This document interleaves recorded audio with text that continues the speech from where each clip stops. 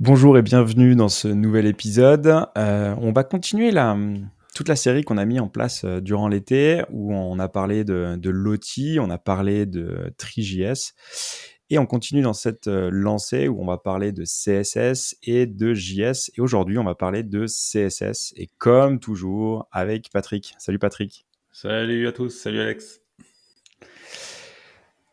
Alors, le CSS, ça fait super longtemps qu'on peut faire des animations en CSS, ça date pas d'aujourd'hui. Hmm. Néanmoins, il y a quand même des concepts qu'il faut bien comprendre pour éviter de faire n'importe quoi.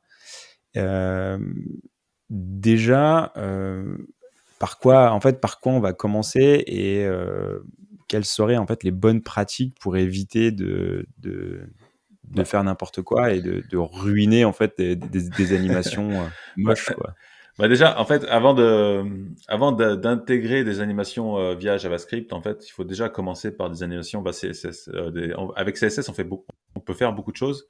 On peut animer des éléments, tout ça, et notamment rien qu'en changeant une classe avec JavaScript, tout ça, avec un simple bout de code, tu peux animer des éléments et tout ça. Donc, le conseil, c'est avant d'utiliser JavaScript pour faire des animations, essayons de les faire avec CSS au maximum qu'on puisse faire. Et puis après, si vraiment c'est Donc en encore fait, plus poussé, ok. ouais. En fait, on pourrait dire que c'est l'animation la plus bas niveau qu'on puisse faire et plus longtemps on reste sur un usage de bas niveau, Mm. meilleur c'est en fait. Est-ce qu'on pourrait partir là-dessus ou pas? Bah ouais, en termes de perf, on va le voir un peu plus tard, mais c'est vraiment mieux avec CSS qu'avec JavaScript. D'accord. Et je vous expliquerai pourquoi après. Mais dans l'ensemble, ouais. Enfin, moi perso, je suis un fan des animations CSS avant Ok. JavaScript. Voilà. Ok. Euh, Donc, donc, donc tu vas nous parler de transition, de ouais, ouais. animation, des choses comme ça? Ouais, ouais. On va partir du basique. Comme ça, on Ok. va prendre les trucs les uns après les autres, et puis comme ça, on va avancer jusqu'à la performance pour comprendre un petit peu comment ça fonctionne au niveau du navigateur. Donc Ok. en fait, alors, tout commence alors au niveau des éléments, on peut changer l'état d'un élément avec les propriétés CSS. Donc tu peux changer tout ce que tu veux, hein, la couleur, la taille, etc. Par exemple, je Toutes les donne propriétés, ouais, toutes toutes les quasiment, ouais. propriétés en fait peuvent être animées. Bah, quasiment, ouais, je crois. Enfin, de tête, là, Ok. comme ça, je vois pas une propriété qui peut pas être animée. Donc, tu commences par un changement d'état entre deux, par exemple, un bouton, quand tu es over, tu vas changer la taille, la hauteur, la largeur et la couleur. Et là, il se passe rien, puis quand tu passes sur ton bouton, bah, ça change, mais il n'y a pas d'effet d'animation, c'est juste un changement. Et en fait, le changement, le début des animations, il commence, on appelle ça transition slash animation, en fait, parce qu'on n'est pas encore vraiment sur l'animation, mais on a déjà quelque chose qui se passe. C'est dès que tu rajoutes le mot, la propriété transition, en fait. Donc, Ok. dès que Donc c'est ton... passer Ouais, d'un état, on va dire normal à un état over. ouais, Là, je vais appliquer une transition. Donc c'est ouais. la transition d'un état à un autre. Mm. Là, je vais Et là, pouvoir tu vas appliquer définir, ouais. Tu vas définir Ok. quelle propriété, par exemple, soit all, donc ça va tout prendre, c'est une méthode bourrin, soit tu vas dire que la largeur, que la couleur, le background color, ou des trucs comme ça, et tu lui mets une duration, une durée, en fait, et c'est là où là, tu vas commencer à avoir un petit effet. Il y aura une transition entre les deux, et là, les animations commencent. Parce que tu as un changement Ok. de propriété, de taille, etc. L'élément bouge, en fait. Ok. Donc là, c'est vraiment le début, c'est le basique, c'est le truc qu'on fait souvent avec les boutons, tout ça, quand on passe dessus. Enfin, Ok, donc je veux passer d'un bouton bleu à un bouton rouge. ouais, Et ben, je vais faire ma transition. La propriété, ça va être sur mon background color. Et ouais. sur ma durée, je vais dire 1 seconde, par exemple, ce qui est très lent, mais Ah ouais, c'est vraiment l'effet, quoi. Ok. voilà. Et par contre, la propriété transition, je vais la mettre sur quelle classe? En clair, sur le parent ou sur l'état souhaité? En clair, sur Non, le c'est départ ou sur sur. la fin? Généralement, ça se met sur le comment dire, comment ça, Le le parent? parent en fait, l'état de base en fait. Tu Donc, vas préparer pour dire si tu as un changement, il y aura une transition. Ok, donc je vais mettre bouton, après je vais avoir une autre classe bouton hover, Mmh. et là je vais définir ma transition sur le bouton, non Ouais. pas sur le bouton hover. Ce qui Non. veut dire que toutes les animations de ce bouton, que ça Mmh. soit sur le focus, sur le hover ou n'importe quoi, la transition s'appliquera avec les règles que j'ai marquées. Ouais, c'est ça. Exactement. Ok, Et ça donc marche. Donc ça, on peut faire ça avec des hover, des pseudo-classes en fait au niveau du CSS, mais aussi on peut le faire avec JS. Donc là, avec très peu de lignes de code en général, il suffit de rajouter une classe, de l'enlever, etc. Et tu peux faire des mouvements en fait, enfin des transitions sur des éléments facilement en ajoutant, supprimant une classe. Il y a aussi une API qui est super pratique, c'est l'intersection observer, qui permet de Ouais. déterminer quand un élément arrive visible dans la fenêtre. Dans, dans le viewport, ouais. Voilà, dans le Ouais, carrément. viewport. Donc ça, c'est natif au niveau des browsers. C'est quasiment supporté par tous les browsers maintenant. Et ça, c'est hyper pratique quand tu as un élément qui s'affiche, en fait, de préparer une transition, voilà, qui bouge ou il change de forme, enfin, ce que tu veux.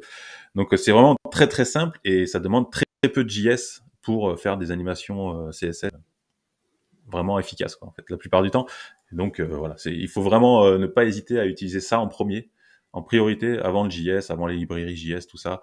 Même si il y a des très bonnes librairies, je dis pas le contraire, et qu'on peut pas aller aussi loin que certaines librairies avec du CSS.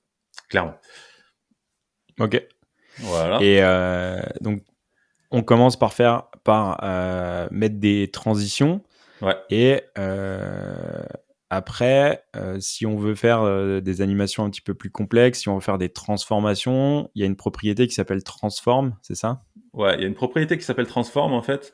Alors, j'y reviendrai un petit peu après, mais D'accord. dans l'idéal en fait, c'est la propriété qu'il faut utiliser en priorité en fait.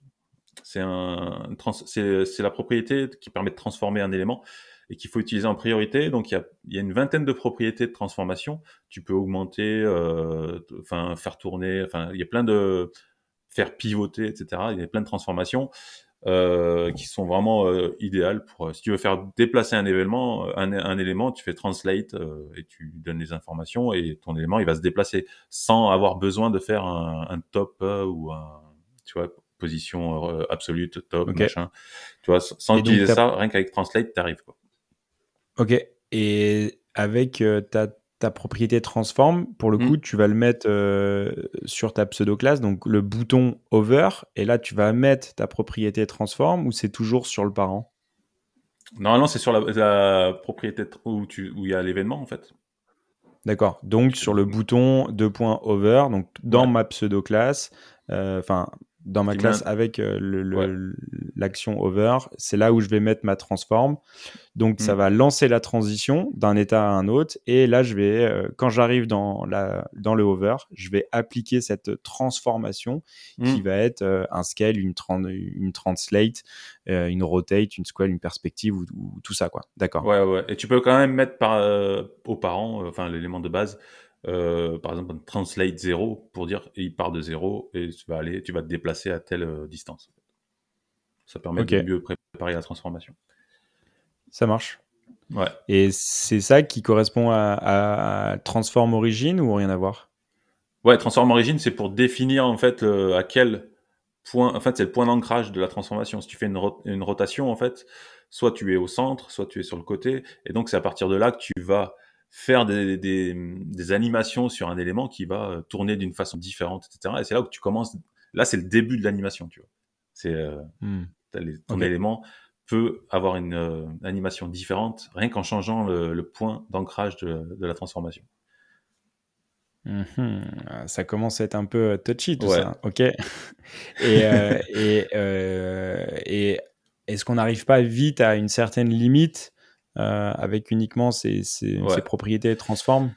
Bah là, en fait, c'est là depuis le début, ce qu'on dit, en fait, c'est vraiment des transitions. On n'est pas vraiment sur l'animation parce que l'animation, c'est vraiment des mouvements qui sont en boucle avec des éléments qui, voilà, qui tournent dans tous les sens.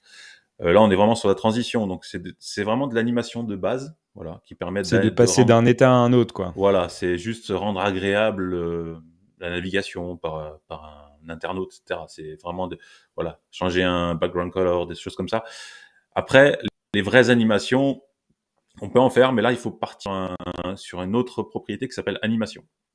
Donc à partir de là, on part dans vraiment l'animation CSS, où on peut contrôler un peu plus finement le mouvement des éléments. OK. Et donc on a même des animations, des propriétés d'animation où Mmh. là pour le coup on va retrouver un peu les mêmes, le name, la duration, le délai, la direction, les fils, tout ça? Ouais, tout ça, et c'est là où on en vient. Donc le name correspond à quoi? Quand tu fais animation de point name, le name correspond à un keyframe, en fait, et c'est là où on en arrive aux animations avec les keyframes. Le keyframe permet de définir, en fait, une sorte de timeline avec les transformations de ton élément, et c'est là où l'animation commence. OK. Et souvent on voit, 0, 25, 50, 75, 100. Donc ça va prendre en compte, ton animation Ouais, total et à 0, donc au départ de l'animation, tu voilà. vas définir, toutes les propriétés que tu veux et à 100 tu vas mettre toutes les propriétés que tu veux, c'est Ouais, ça? c'est d'où tu Et tu vas pars et pouvoir en fait où tu animer, vas, en fait. Mmh. OK, et tu vas pouvoir animer à chaque point de passage, heu, OK, ça Ouais, marche. c'est vraiment une timeline, en fait, des transformations, enfin des propriétés, et tu peux y aller soit tu vas de from à to, donc vraiment d'où tu pars et où tu vas, soit tu peux vraiment y aller par pourcentage de ton animation et faire un truc hyper, poussé, avec des mouvements, très poussés. Ce keyframe, tu lui donnes un nom et c'est là où tu vas l'utiliser dans l'animation, et après avec la propriété animation, tu lui donnes donc le nom du keyframe, et ensuite tu as la durée, le délai, et cetera, et c'est là où tu vas vraiment, contrôler ton animation, OK. Donc et tu tu peux rentres en fait ouais. toutes les informations dans tes keyframes et Mmh. tu viens instancier cette animation. C'est comme si tu avais une sorte de fonction, en fait, ouais, c'est une sorte de fonction que tu viens définir toutes tes propriétés. Ouais, que tu peux OK. réutiliser en plus. Puisqu'elle Et a un oui, nom, donc tu peux l'utiliser dans plusieurs éléments, en fait, si jamais donc c'est pas et tu peux faire tourner en boucle parce que tu peux faire, une animation qui tourne en boucle, donc un élément qui, par exemple, qui va tourner et qui s'arrêtera jamais, ou enfin voilà, et là, tu peux vraiment pousser les animations, à fond. OK. Et c'est itération compte, tu peux le lancer 2 fois, 3 fois, 4 itérations ou infinite quoi, c'est ça? Ouais, c'est ça, Ah, OK. c'est pas mal. Et tu as les directions, c'est-à-dire tu peux la lancer à l'envers, à l'endroit. Tu peux jouer, sur toute, Ouais, ouais, voilà, tu peux vraiment jouer dans pas mal d'éléments de propriétés, et puis, alors là, il y a soit tu prends propriété par propriété, donc animation duration, animation timing function, animation delay, mais après la propriété animation 2 points, tu peux, ça c'est un shortcode qui permet de tout enchaîner sur une seule, ligne, en fait. OK, c'est un raccourci quoi. Au lieu de Ouais, ouais, ouais. c'est exactement pareil que padding top, Voilà, c'est ça. padding left, padding machin. Tu peux faire un padding et ta première c'est ton top, la deuxième c'est ton right, la deuxième OK. Donc c'est un raccourci. OK. Voilà. Et par expérience, toi, tu préfères mettre tout sur une ligne ou d'avoir une ligne, on va dire, d'être plus exhaustif? Est-ce qu'il y a, il y a des bonnes pratiques ou c'est un peu Ouais, je sais au pas, bon non, il y a pas vouloir de chacun? bah, en CSS, c'est toujours la même chose, c'est comme tu préfères, j'ai envie de dire. Ouais, Mais souvent, l'animation, au-delà du nom et de la durée, enfin, rarement tu vas au fond, à part à la limite infinite, mais c'est rare que tu ailles beaucoup plus loin, donc à moins que tu aies vraiment une animation poussée, mais donc ouais, soit les propriétés, une par une ou deux, souvent tu en utilises, ou soit tu prends le shortcode, mais bon, c'est aux OK. préférences, quoi. Et est-ce que tu vas être limité sur tes keyframes, à toutes les propriétés? Par exemple, dans notre animation, dans notre keyframe, Mmh. on va mettre à 0, on va lui définir, la valeur top, elle va être à 0, background, elle va être à rouge. Et est-ce qu'on est limité par le nombre de propriétés qu'on va, injecter à 0, à 25, ou pour le coup, on peut en mettre autant qu'on veut? Tu pas limité. Ouais. Après Après attention, ça risque d'être super dur à lire, quoi. Bah, déjà dur à lire et puis dur à lire pour le browser, quoi. S'il a s'il a Mmh. si pour, chaque keyframe, il a 200 transformations à faire, ça va devenir compliqué pour lui et donc ça va tirer un petit peu sur les performances donc on en parlera après des performances mais il faut toujours être, voilà, modéré, dans les transformations. OK, et sur les keyframes, est-ce que c'est plus facile, de définir plusieurs keyframes? C'est-à-dire, OK, je vais prendre mon élément, je vais le bouger, donc Ouais. je vais appliquer une translation donc la keyframe, a pour objectif de faire que du déplacement et je vais créer une autre keyframe qui va gérer la couleur. Donc en clair, je viens Ah, plusieurs séparer animations? les Ouais, en fait, une animation qui s'occupe du déplacement et Ouais. une autre animation qui s'occupe du changement de couleur, ou c'est préférable de mixer les 2? Bah, écoute, j'ai jamais Et eu en fait, de tu me définir poses une une colle keyframe là, en je suis en train tu me OK, poses une colle. Je sais pas si on peut OK, définir plusieurs animations en fait. J'ai jamais essayé. heu, ouais, ouais, en fait, c'est moi, je dirais que c'est plus propre de définir plusieurs Ouais. keyframes, par, parce qu'en fait, Ouais. on pourrait être tenté de faire, OK, je prends cet élément-là et je vais animer cet élément-là et je vais mettre toutes les propriétés de l'élément, de l'animation de cet élément, Mmh. dans une seule keyframe. Mais le problème, c'est que si tu veux réutiliser ton changement de couleur, Ouais, ailleurs, bah, ouais. tu peux Ouais. pas, tu vois? Ah Et oui. donc, pour moi, tu as meilleur temps de séparer les keyframes et Mmh. tu peux, appeler plusieurs animations Ouais. sur, et en fait, bah, c'est un peu on va dire des bonnes pratiques, Ouais, ouais, de ouais. code en règle générale. C'est, ta fonction, elle fait qu'une seule chose, elle Mmh. s'occupe que d'une seule chose, quoi. Donc tu vas faire Ouais. une keyframe pour le déplacement et une keyframe pour la couleur. Ouais, tu as raison, Heu ça permet de réutiliser, d'écrire moins de code, c'est clair. et puis surtout, de bien séparer, les responsabilités, quoi. Il y en a une Mmh. qui est en charge de changer la couleur et l'autre qui est en charge de. Parce que Ouais. si tu viens jouer, et de mixer les 2, bah, ça en termes d'entretien et en termes d'évolution, bah, c'est peut-être, un peu plus compliqué.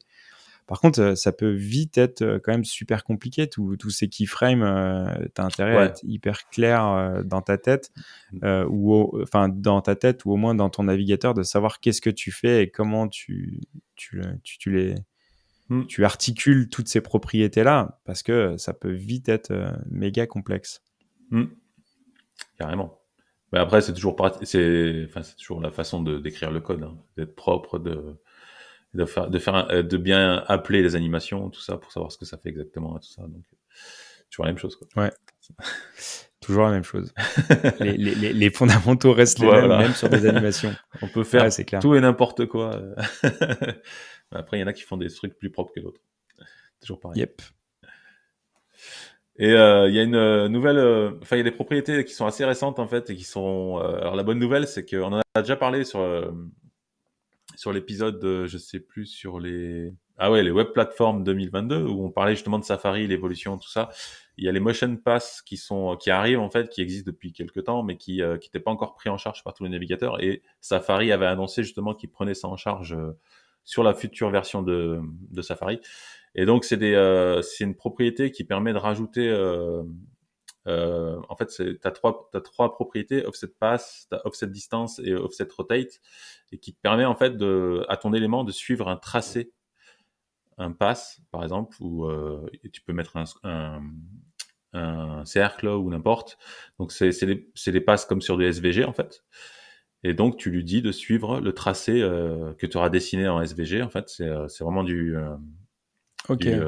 vectoriel. Et à OK, partir de donc là, tu viens écrire toutes tes coordonnées, en fait, ouais, sur ton pass et l'élément suit voilà, ce ça suit chemin-là. précisément ce chemin. Donc là, c'est vraiment intéressant parce que tu peux définir un tracé vraiment précis pour un élément. Et après, justement, c'est là où dans le keyframe, tu vas utiliser le offset distance qui va te permettre de lui dire où il se situe à Sur le tel chemin. frame, voilà, sur le OK. chemin. Donc tu lui dis, là, tu as Donc par 0% exemple du... Ouais, OK, donc vas-y. par exemple, ça serait à 40 de l'animation, tu Hmm, auras déjà parcouru 70 de la distance, voilà. du chemin que je t'ai annoncé dans Hmm. mon pass.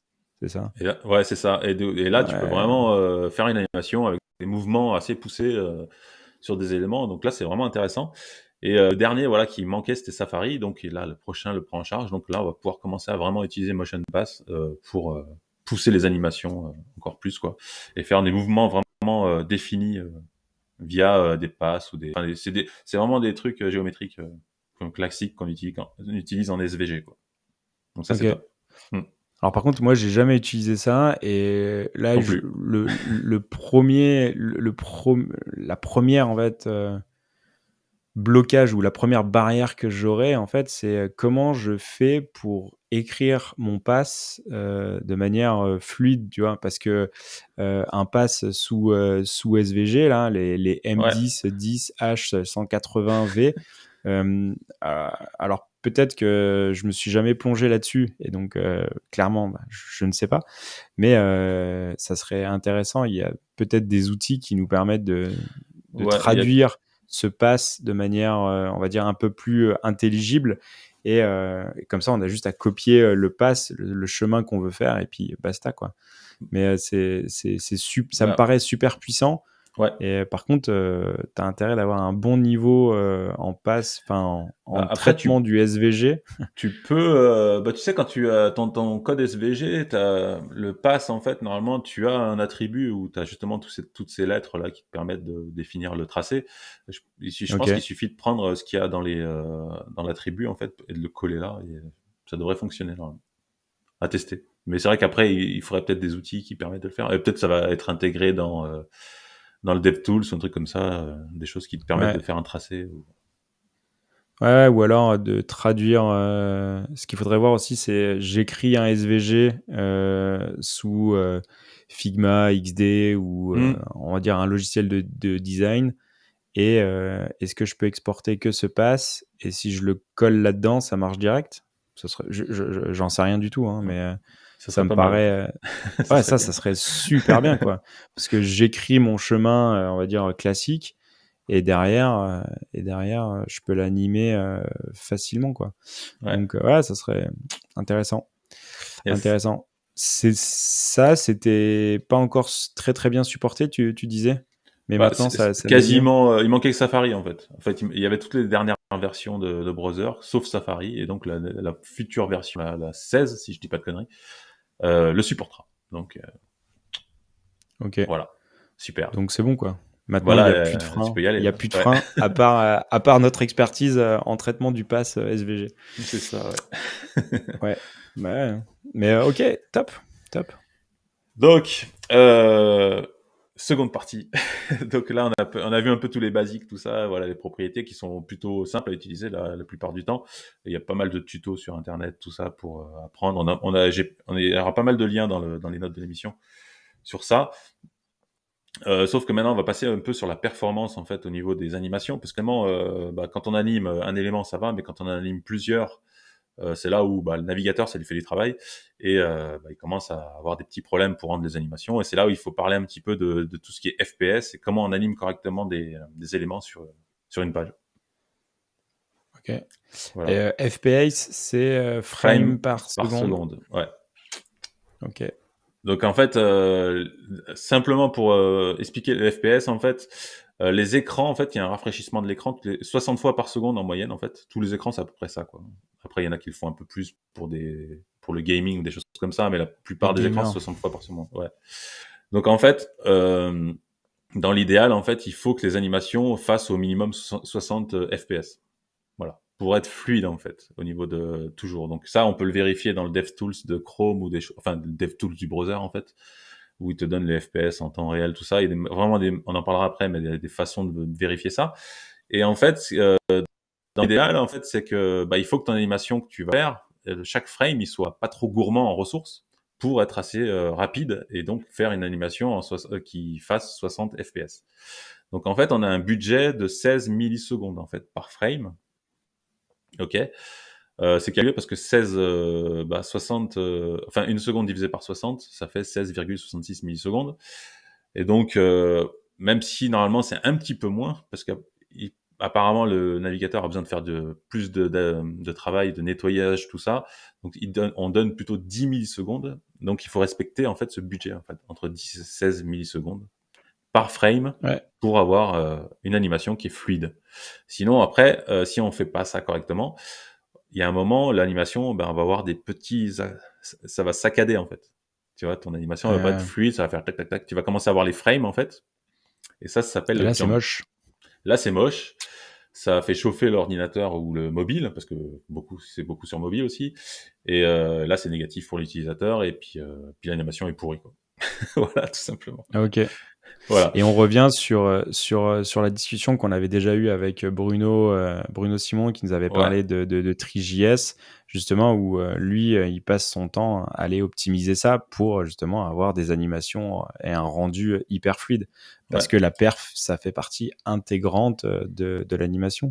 Et c'est vrai que si on passe du temps à faire un truc hyper propre, hyper joli, mais sur le rendu de la machine, c'est tout saccadé, bah, en fait, c'est contre-productif, quoi. Parce qu'au Bah lieu ouais. d'avoir un effet sympa, joli, on a un effet, ouais, putain, ça lag, c'est dégueulasse, quoi. Oui, oui. Et puis l'ordi commence à ventiler, et puis ou le téléphone commence à chauffer dans ta main. Enfin voilà, c'est Ouais. super désagréable. Et puis bah, les gens se barrent en fait, parce que voilà, ça marche pas, quoi. Donc c'est dommage de faire des Yes. animations qui marchent pas, quoi. Donc, en fait, Donc, il y a des hmm. bonnes pratiques à respecter, je suppose. Il y a des bonnes pratiques, mais surtout avant toute chose en fait, alors on va parler de CSS principalement, pour l'instant, il faut comprendre en fait comment le navigateur il rend en fait, comment il transforme, comment il rend un élément en pixel au niveau de l'écran. En fait, il faut vraiment comprendre ça parce que c'est ce qui va, permettre de comprendre comment, une animation, qu'est-ce qu'il faut utiliser pour les animations pour, optimiser une animation. Donc en gros, on appelle ça un pipeline en fait. C'est un tunnel, voilà, pour c'est le pixel to screen pipeline. Donc c'est comment le navigateur rend une page en fait web en pixels. Donc ça commence toujours par le JavaScript. Ça c'est vraiment le départ. Donc c'est pour ça que je disais quand tu fais des animations JavaScript, si tu commences à ajouter des éléments dans le DOM, tout ça, bah forcément ça va repartir au début du pipe. Donc ça marche vraiment comme un tunnel. Dès que tu vas déclencher un, un, un step en fait, ça va déclencher la suite en fait, à chaque fois. Donc plus tu vas déclencher d'état et plus ça va demander des performances, puisque à chaque fois le browser doit calculer tout ça. Donc JavaScript c'est le premier. À partir de là, on a le style calculation, donc c'est calcul de style. Donc là, le navigateur, il va lire le CSS et il va déterminer les règles basées sur les sélecteurs pour pouvoir appliquer sur chaque élément. Donc il lit le CSS, il voit ok là le point button c'est ça, nanana. Il sait chaque élément, ok lui c'est ça, ça. Ensuite il y a la disposition, donc c'est le layout. Donc là c'est là où il va déterminer sur l'écran la taille de chaque élément en fait. Et donc chaque élément bah, influe sur les autres, tu vois. Si tu as des marges, si tu as des tailles, tout ça. Donc en fait c'est une sorte de Tetris quoi. Chaque élément s'imbrique et donc il faut calculer les uns après les autres et voir ce qui en fait ça un élément va déterminer la position de l'autre élément suivant, etc. Hmm. Donc ça, c'est vraiment la disposition au niveau de ta page. Ensuite, il y a le paint. Donc ça, c'est la peinture. Donc ça devient, c'est là où les éléments deviennent des pixels. Donc ça concerne tout ce qui est les couleurs, les shadows, etc. Donc c'est là où il va voilà, mettre les couleurs, mettre les ombres, tout ça. Et à la fin, il y a la composition. Donc ça, c'est l'assemblage. En fait, il fait des layers, en fait, un peu pour le, tu sais, comme le Zenadex, tout ça. Tu as des layers, des éléments qui passent au-dessus des autres, Ok. tout ça, machin. Voilà. Et- Donc là, on a vraiment, en gros, si j'enlève le JavaScript, on a 4 steps dans ce pipeline. Donc c'est vraiment ce. Donc dès que tu vas déclencher un truc, si tu déclenches un calcul de style ou un layout, bah forcément, par exemple, si tu déclenches un layout, tu vas forcément de suite après derrière déclencher un paint et une composition. C'est comme ça marche toujours les uns à la suite des autres. En fait, ça, il est obligé de recalculer tout le reste. Voilà, à Donc, chaque fois. si dans ton animation, tu fais, tu modifies des propriétés, et ben, ça veut Hmm. dire qu'à chaque fois, il doit recalculer toute la boucle. C'est ça? Voilà, exactement. Et ça, après, évidemment, ça va augmenter au fur et à mesure que plus tu vas animer d'éléments, bah, plus il va devoir calculer les uns à la suite des autres, bah, la disposition, etc. Donc, par exemple, en fait, toutes les propriétés ne sont pas appliquées aux mêmes étapes. En fait, par exemple, le width et le height, ça s'applique au layout. C'est le step où il va calculer la taille des éléments, il va placer dans le flux de la page, en fait. Par exemple. Ok. Donc, en fait, est-ce qu'on pourrait dire qu'il faut éviter de bouger ces informations-là dans nos animations parce qu'elles vont être hyper gourmandes? parce qu'elles vont relancer le pipe à un niveau plus bas, donc il va être obligé de relancer tout le pipe. Ouais, à chaque fois, il doit tout relancer et tout recalculer. Et dans l'idéal, il faut utiliser que des propriétés qui font de la composition. Et c'est là, et c'est là où on revient au début, tac, tac, tac, tac, tac, la propriété transform et opacity. Voilà. En fait, dans l'idéal, Ok. pour les animations, il faut utiliser la propriété transform et opacity. C'est vraiment les propriétés à utiliser en priorité avant toutes les autres. Ah ouais, donc en fait, on pourrait faire un truc avec une keyframe et tout ça, mais ça serait peut-être overkill parce que on irait taper l'API vraiment très tôt et ça relancerait le pipe Bah, de calcul et de rendu. Et donc, ça serait très énergivore. Alors que si on avait fait ça correctement en termes de performance, on serait resté en fait au niveau de la composition, donc la fin du tunnel de ce pipe-là. Et on aurait beaucoup moins de ressources consommées, quoi. Bah, tu peux utiliser Transform et Opacity dans une keyframe, hein. Tu peux faire une animation avec des Transform et Opacity. Mais effectivement, c'est le fait que ça déclenche que la composition, en fait, ça demande très peu de ressources au niveau du navigateur. Et c'est là où ça te permet vraiment d'atteindre ces 60 FPS facilement, en fait, sans forcer. Ok, donc un exemple, tu me dis si mon exemple il est pété Hmm. ou pas. C'est au lieu de changer la height du titre, par exemple, Ouais, je vais utiliser la propriété transform qui va faire un scale en ouais, 1.24, par exemple, ouais, ouais. ce qui va faire que visuellement, je vais avoir un rendu qui est pareil, j'ai changé la Hmm. hauteur. Ouais. Néanmoins, en termes de perf, j'aurais rien à voir. T'as rien à voir parce que si tu avais fait un 8, en fait, tu faisais taper dans le Tu layout relançais, et tu donc tu relançais la boucle. déclenchais le paint et la composition. Et donc tu relançais Ok, 3 étapes en fait dans le pipe en fait, au lieu d'en donc en déclencher qu'une fait, seule. il faut changer en fait le pattern. Au lieu de vouloir changer le height, en fait, je garde le height initial, enfin la Hmm. hauteur, la height, et je viens appliquer une propriété transform de scale. Et visuellement, j'ai un T'as le rendu même qui est rendu, ouais. exactement pareil. J'ai modifié la hauteur, mais pas par le même mécanisme en fait. Et donc et en plus ça sera beaucoup plus fluide en fait. Ok, Et pareil on peut donner l'exemple aussi si je veux bouger un élément sur la page, le faire. Par exemple, tu as un menu burger qui va s'ouvrir sur le côté, bah, tu vas utiliser plutôt un translate X, plutôt que de le faire bouger avec un left ou un truc comme ça, tu vois. Parce que ok, le left, si tu utilises left, ça va déclencher un layout, donc la disposition, et il va redéclencher un paint et une composition, alors que le translate X, il va faire qu'une composition. ok. Et si je rajoute une opacité, en fait, on pourrait dire que le menu, il est en opacity 0, Hmm. ce qui fait que je le vois pas. Je le Hmm. translate, je fais une opacité à 1 et il devient visible.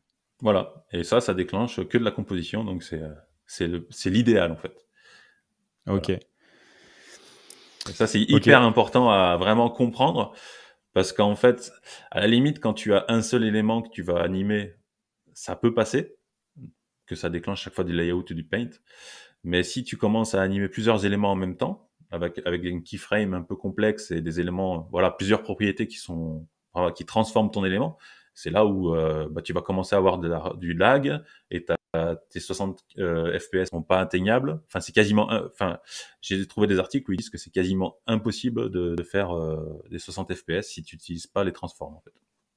Donc, c'est vraiment quelque chose à vraiment utiliser en priorité. Transform opacity, toujours, toujours, toujours, avant d'utiliser d'autres éléments, parce que avec les autres éléments, c'est très, très difficile d'avoir une animation fluide à partir du moment où tu as plusieurs éléments et plusieurs propriétés qui changent, en fait. ok, Hmm. énorme. Et à la limite, est-ce qu'on peut et comment on fait pour traiter un peu tout ça et comment on fait pour observer ces FPS pour voir si en termes de perf on est bon ou pas? Bah ça, t'as plusieurs panneaux dans le DevTools en fait qui te permettent de le voir. Donc ce qu'on regardait tout à l'heure Ok. là. Et bah, à la limite, Ouais. on va partager ça, petit spoil sur la suite, mais on va inspecter la page, on va lancer la palette donc dans le DevTools ouvert, on va aller taper FPS Ouais. Déjà t'as et là le. on a le show frame per second meter et on peut On Voilà, tu peut as ce petit calculer. truc qui s'affiche en fait c'est un truc en overlay qui s'affiche et qui t'affiche en temps réel le FPS. Donc ça, c'est quand tu as des animations qui vont tourner en boucle, tout ça, c'est plutôt pratique. Tu as cet outil-là, tu as l'outil performance aussi qui te permet donc tu vas enregistrer la page en fait, et après tu as les frames qui s'affichent, tout ça. Tu peux afficher les frames et il va te donner le nombre de FPS à chaque frame, etc. Enfin, c'est vraiment assez précis. Et puis la ressource que ça demande. Donc là, il y a des trucs à régler, mais normalement, tu as vraiment les frames avec quand tu as une animation, en fait, tu as un onglet, c'est marqué animation, enfin, il y a pas mal de choses. Frame, là, on voit parfaitement Voilà. toutes les frames et le nombre de frames Et tu as le temps par seconde. par frame, en fait, qui s'affiche quand tu passes la souris dessus. Donc ça permet de voir le temps que chaque frame prend. Et puis après, tu as aussi l'onglet animation qui est un peu plus pour contrôler les animations, pour vérifier voilà comment l'animation se comporte, tout ça, mais qui est un peu plus poussé. Mais je sais pas s'il y a les frames là-dessus, mais Alors, pareil, sur l'animation, on va lancer la palette de commandes et on va hmm. taper animation, show animation, et on a un drawer animation qui nous permet en fait de venir analyser les animations qui ont été mises en Voilà, tu peux la place, et on voit rejouer, etc. on- le temps, on peut rejouer, on peut ralentir aussi les Hmm. animations. En termes de debug, c'est pas mal, et on a un slider qui nous permet en fait de justement dire ok, à tel état, à telle seconde, qu'est-ce que ça fait, zoom in, zoom out, ce qui nous permet d'avoir un niveau de granularité et de précision, on va dire, dans le debug aussi, hein, parce que Ouais. si on commence à faire des animations un petit peu complexes, là on voit en fait comment ça se passe et comment on peut interagir et peut-être ralentir, accélérer ou changer le ease, la vélocité, on va dire, de, de, de, de l'animation. Alors Ouais. pour ceux qui nous écoutent sur Spotify ou sur votre application de podcast, sachez que on est aussi sur YouTube, et le fait de voir la vidéo, je vous cache pas que sur les animations, ça peut être intéressant. C'est clair. Ok. Donc ça, c'est dans notre DevTools, en fait. On va Ouais, avoir il y a pas des mal de choses, propriétés hein. qui vont nous aider à justement traquer un petit peu toutes ces informations-là, quoi. Hmm. Plutôt intéressant, ouais, pas mal d'outils. Il y a aussi un lien, alors CSS Triggers, qui permet c'est par rapport à ce qu'on parlait juste avant, le fait de savoir quelle propriété déclenche quoi dans le pipe, en fait. Donc c'est un site qui permet en fait de vérifier chaque propriété, qu'est-ce qu'elle déclenche. Est-ce qu'elle déclenche un paint, un layout ou une composition?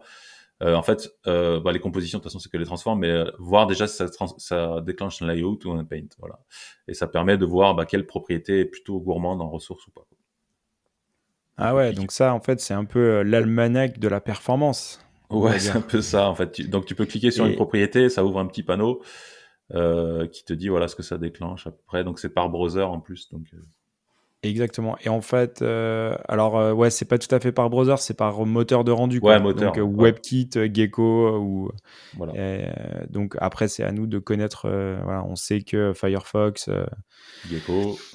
c'est avec Gecko et WebKit et tout ça. Ok. Ouais, il y en a de moins en moins, ça Euh, c'est aussi. Il y a de moins en oui. moins de colonnes. Ouais. Ce qui est peut-être aussi bien, ce qui Ouais. nous facilite la vie, et en même temps aussi, je pense que refaire un moteur de rendu de navigateur, c'est vachement, vachement de taf. Donc, Hmm, c'est aussi compréhensible qu'à un moment c'est donné, clair. on va pas réinventer la roue, quoi. D'autant qu'ils ils sont tous open source, faut le noter. C'est que des moteurs qui sont open source, et après chaque entreprise utilise le moteur et fait ce qu'il veut avec, mais c'est des moteurs qui sont open source, hein. Gecko, Chromium ou WebKit. Donc chacun, Yes. on peut même nous faire un navigateur si on a envie, pour concurrencer Chrome. Bon courage, les gars. Bon courage. Ouais. Donc, Ok. donc c'est vraiment quelque chose qu'il faut se mettre dans la tête. Si vous nous écoutez là, c'est utiliser en priorité. Il y a que ça à retenir de tout l'épisode, c'est utiliser en priorité Transform et Opacity. Voilà, il faut partir de là. Voilà, Ok. voilà. Et Et donc, vas-y, vas-y. Bah, dans le cas où, tu as besoin d'utiliser une autre, propriété. Donc il y a une propriété qui existe en fait, c'est wheel change. Donc tu vas le mettre sur un élément où tu vas utiliser autre chose que transform et opacity, et tu vas dire à ton browser, à ton navigateur, bah, cet élément, il va subir des transformations, donc prépare-toi en fait. Et si j'ai bien compris, il le met sur un layout un petit peu différent que les autres parce que cet élément va bouger. Seulement, dans tous les articles que j'ai lus là, pour préparer l'épisode, en fait, ils te disent vraiment, c'est à utiliser en dernier recours. En fait, il faut pas systématiquement l'utiliser, le with change. C'est vraiment un dernier recours où tu as vraiment un problème de performance et que tu as du lag au niveau de ton animation. Et c'est là où tu peux l'utiliser. Mais il faut éviter dans l'ensemble de l'utiliser parce que ça apporte d'autres problèmes, en fait. Au niveau de Ouais, ça mémoire, déplace ton problème, voilà, ça on déplace ton pourrait dire. problème. Et si tu utilises sur trop d'éléments, en fait, ça va te bouffer du processeur, tout ça. Enfin, voilà. Donc Ok. attention à ça quand même. Et, euh, et le fait de jouer que avec Transform et Opacity, est-ce que ça va pas amener des problèmes d'accessibilité? Belle transition. Alors évidemment, il y a des gens, il y a des personnes, pas forcément avec des handicaps, hein, qui sont pas fans des animations, qui aiment pas avoir des choses qui bougent à l'écran, ou que ça dérange, ou qui ont des problèmes de voilà, ça peut déclencher des problèmes, au niveau du cerveau. Donc il y a on a possibilité aujourd'hui au niveau du navigateur ou même je crois de l'OS de demander de pas avoir d'animation. Et pour ça, on a un media query qui existe en fait, c'est Prefers the Reduced Motion, qui permet de dire que si cette personne-là, l'internaute, ne veut pas d'animation, on désactive les animations. Donc c'est important de l'utiliser parce que vraiment, il y a des personnes, ça gêne vraiment d'avoir des éléments qui bougent à l'écran et tout ça. Donc c'est important de le prendre en charge. Et alors je dis pas que je le fais, hein. Attention, mais il faut essayer de l'utiliser pour enlever les animations dès que quelqu'un demande de retirer les animations. Voilà. Ok. Ouais, c'est une sorte de bonne pratique où tu laisses la possibilité à l'utilisateur d'appliquer ses règles sur sa Ouais. navigation et sur son type de navigation. Voilà.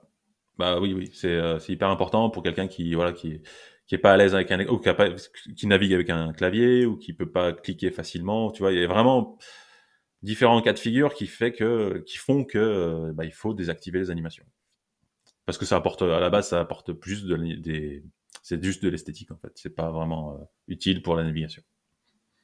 Ok, je comprends parfaitement. Hmm. Un autre point, moi, ouais, je suis pas, je suis un peu feignant, tu vois, comme bon dev, en bon dev qui se respecte.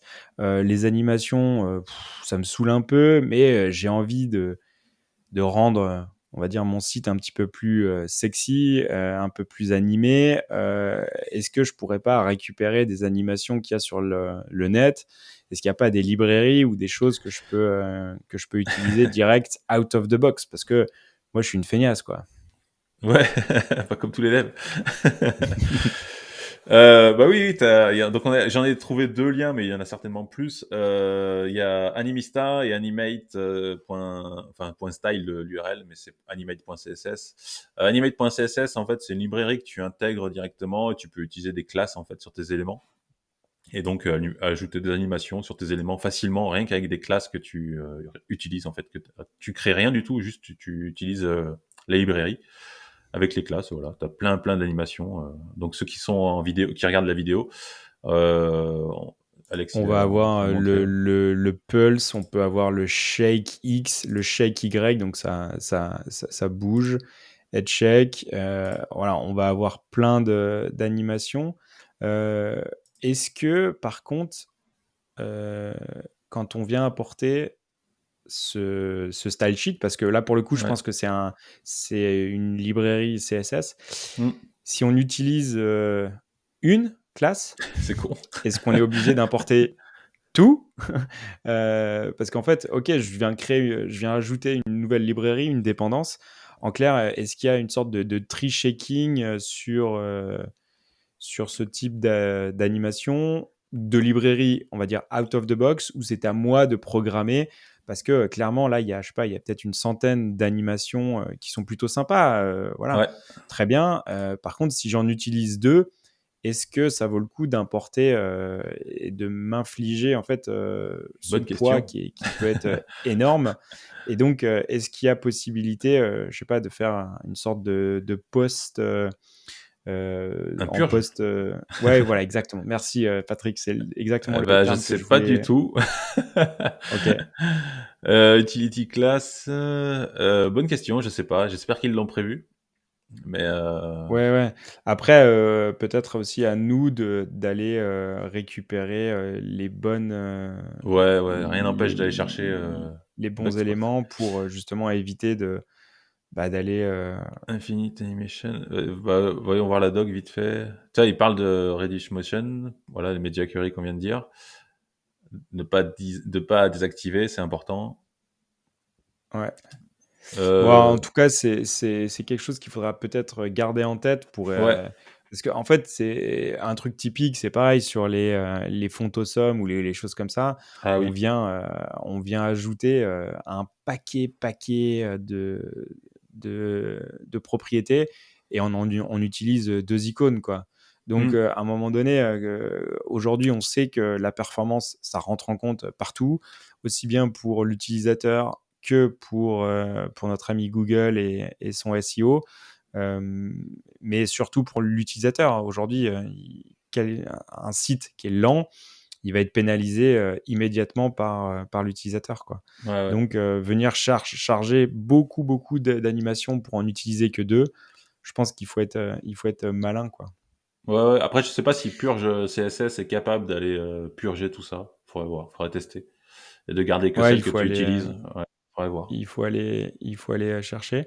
Par contre, sur Animista, là, pour le coup, on vient partir d'une base, Mmh. mais on peut, alors, Alors le tu une Animate CSS, c'est vraiment out of the box. ouais. Je prends mes classes utilitaires et ça Ouais, tu fait, rien à faire, hein, c'est juste une classe, ça et marche tout voilà. seul. Ouais. Et là, sur le site, animista.net, je vais partir d'une base, on va dire de flip ou de rotation 90 et là, je vais, on va dire, tweaker, avec des menus. Donc, visuellement, je vois ce que ça fait et je vais Mmh. pouvoir, modifier, Ouais, pour avoir un rendu, c'est une librairie de mouvements que tu peux customiser et après tu récupères le code et tu l'intègres dans ton code CSS OK. et donc ça te Ouais, permet donc en fait, de c'est plutôt un assistant à la création d'une animation. ouais, ouais, ouais, c'est quand tu veux faire une animation, voilà, tu sais pas comment faire, bah, tu vas dedans, tu as pas mal d'animations, elles sont il y en a beaucoup, beaucoup, beaucoup et après tu récupères ton code CSS et tu l'intègres et donc là, c'est propre et ça te permet en plus OK. de customiser donc c'est plutôt pas mal. Librairie assez complète, qui permet de faire voilà, de récupérer le code et de l'intégrer. Il y a Et des flips, il y a tout ce que tu veux, hein, des flips, enfin, il y a vraiment beaucoup de choses. ouais, et là, pour le coup, c'est bien plus efficient parce que, on choisit uniquement ce qu'on veut, on Mmh. crée ce qu'on veut et même si on ne connaît pas par cœur toutes les propriétés, on peut interagir via des menus et ça nous permet de construire notre animation spécifique et derrière, ça nous génère le code, Ouais, ouais, automatiquement. puis en plus, ça te permet d'apprendre éventuellement, si tu veux apprendre aussi comment on fait telle ou telle animation, ça te permet de voir les propriétés utilisées et puis tu apprends au fur et à mesure comment les faire. C'est pas Ouais, mal. carrément, Mmh. carrément, Pas carrément. mal, hein? Ouais. Ouais, c'est plutôt pas mal.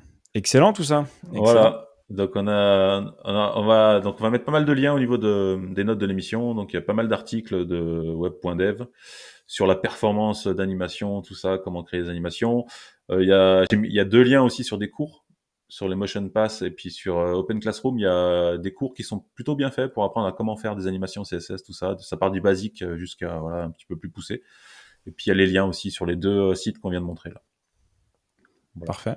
Mmh, nickel. Un un grand merci Patrick, un grand merci à tout le monde d'être, resté jusqu'au bout, de l'épisode et on vous dit, à bientôt sur le prochain épisode. Ouais, Ciao, ciao. merci. Ciao. Merci, ciao.